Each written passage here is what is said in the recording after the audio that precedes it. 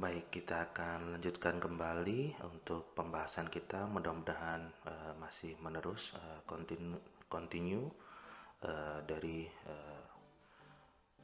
segmen-segmen video sebelumnya. Kita lanjutkan di modul 3 ini untuk diskusi tugas A dari segmen ke-6 untuk feedback beberapa tugas kemarin dan juga mungkin membahas dari format daftar pustaka di bagian daftar pustaka yang sudah dikerjakan sebelumnya.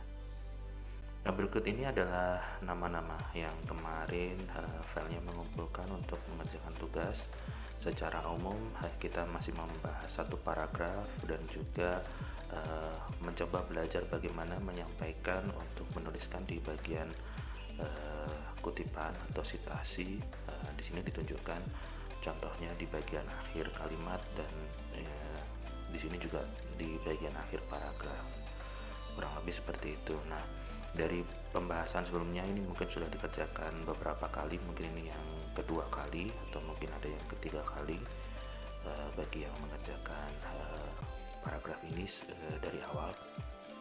Nah, sebelumnya jawaban yang ada itu ada banyak pilihan. Nah, maka saya coba rancang lagi untuk mempersempit apakah kira-kira masih bisa lebih baik untuk memahami penjelasan yang ada di video-video sebelumnya. Jadi harapannya jawabannya ada dua bagian, yaitu sebelumnya dan sesudah. Namun yang kurang lebih fokus untuk menjawab yang sebelumnya, apakah ada salah satu di sini, yaitu kurang lebih hanya ada beberapa bagian ini. Mungkin ada 1, 2, 3, 4, 5, 6, 7, 8 orang di sini.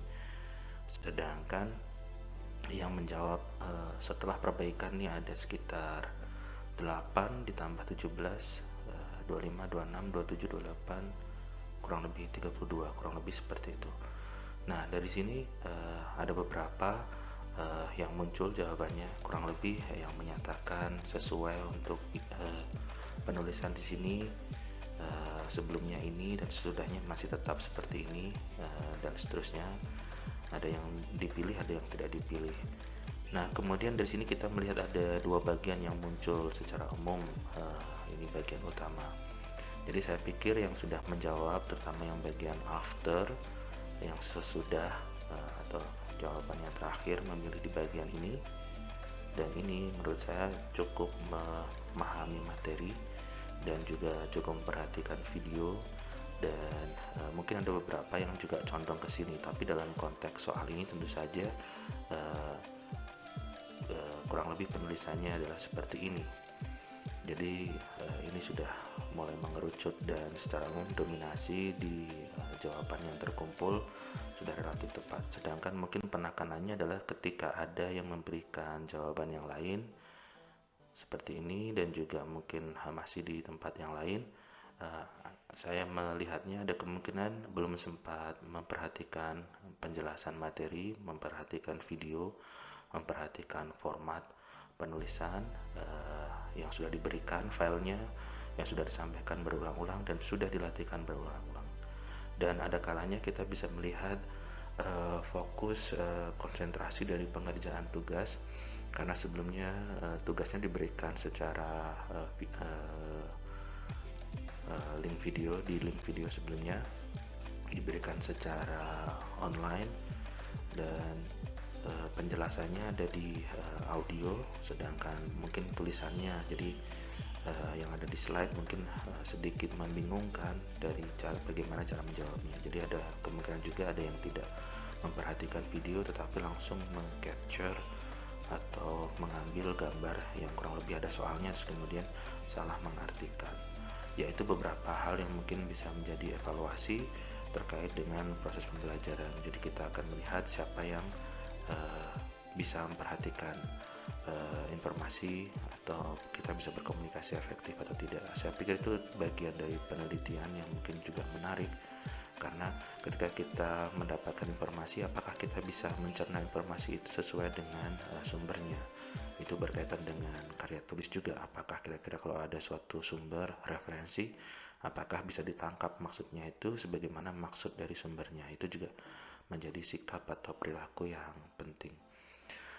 Mungkin komentar sedikit di bagian sini, mungkin ini karena ada penjelasan ketika dilakukan di awal kalimat, misalkan atau sebagai subjek. Nah, karena contohnya dari paragraf ini ada di bagian belakang, jadi harusnya cukup konklusif bahwa solusinya atau kemungkinan penulisan yang relatif tepat adalah di bagian ini. Oke, kita lanjut di bagian selanjutnya yang mungkin di bagian daftar pustaka yang sudah dilatih tetapi belum sempat dibahas. Oke, kita bahas.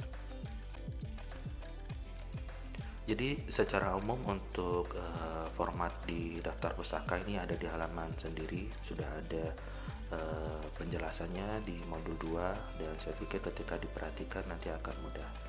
Jadi saya tidak akan mengulang secara banyak di sini, tapi saya menyampaikan hal yang mudah-mudahan cukup efektif.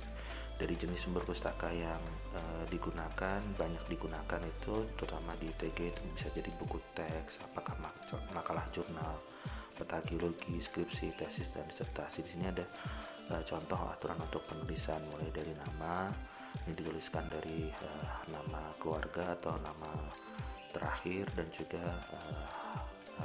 nama depannya itu disingkat.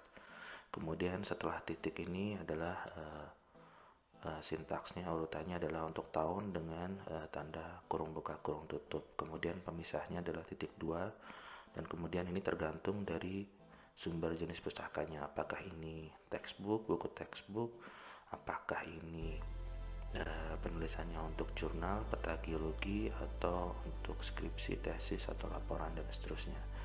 Itu ada beberapa contohnya. Di sini juga ditunjukkan bagaimana menuliskan huruf yang miring atau yang tidak untuk buku teks, untuk jurnal itu juga berbeda misalkan.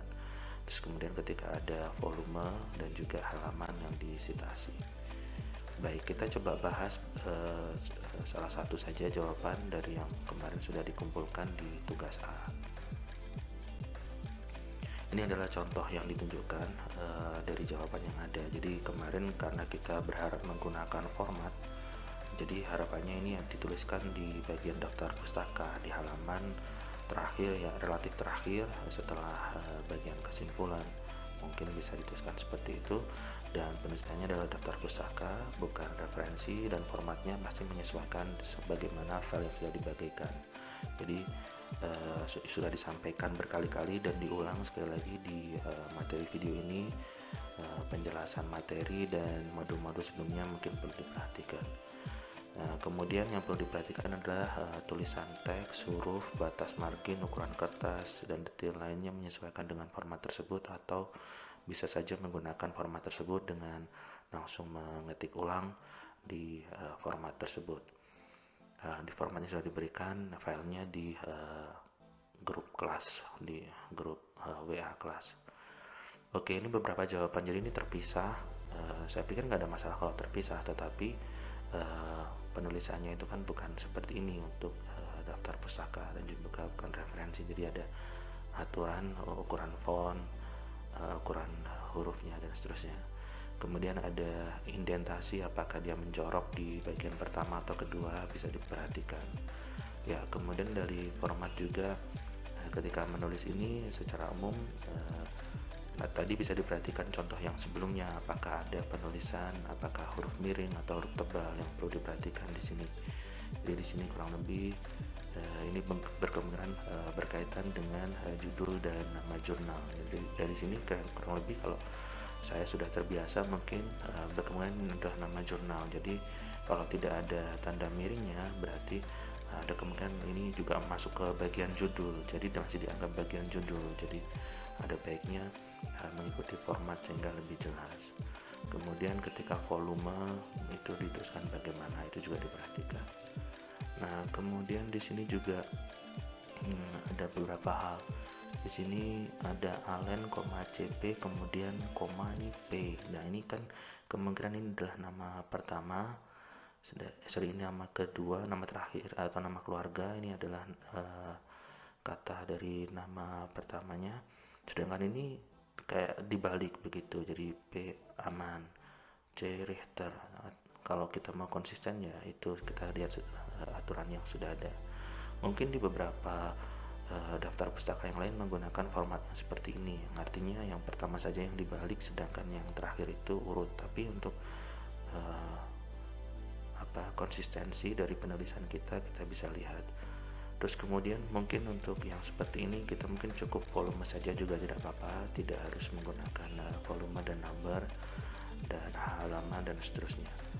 Halaman sudah ada, kita bisa sesuaikan. Nah, tapi di sini kan masih banyak beberapa hal yang masih bisa diperbaiki tentu saja. Jadi sekali lagi diperhatikan contoh-contoh penulisan yang sudah ada. Saya mungkin cukup banyak hal-hal seperti ini yang disampaikan, tapi ini ya kalau saya memperhatikan detailnya juga bingung, ini 75,4,997, apakah ini halaman 4997 sampai 5009 atau ini koma huruf yang lain. Jadi itu sebaiknya juga diperhatikan dengan baik, yaitu di bagian teknis yang seperti ini, apakah ini juga judulnya itu dipisahkan seperti ini ya. Jadi kalau misalkan ini harusnya tulisannya menerus saja, itu perlu diperhatikan. Jadi beberapa hal ini kalau kita tidak memahami dengan detail, saya tidak menyampaikan dengan detail, berarti ya kita bisa seenaknya dalam menuliskan. Jadi ini juga melatih tanggung jawab, apakah file yang ada ini sudah pernah dibaca, apakah sudah pernah punya sumbernya, atau malah terkesan copy paste dari pekerjaan sebelumnya. Jadi itu mengurangi menurut saya tanggung jawab dan kualitas dari mahasiswa tersebut dan kualitas dalam melakukan penulisan karya tulis, karena menurut saya ada beberapa hal yang perlu dijaga. Ada nama baik alma mater, nama baik dosen pembimbing, dan nama baik diri sendiri atau mungkin nama baik keluarga yang mungkin bisa dilihat dari etos kerja dari penulisan. Penulisan yang saya pikir ini sebenarnya cukup sederhana, tetapi untuk membuat konsisten dan mematuhi dengan format ini perlu diperhatikan lagi. Oke, sementara demikian untuk modul kali ini. Sampai jumpa di video sebelumnya. Semoga bermanfaat. Terima kasih.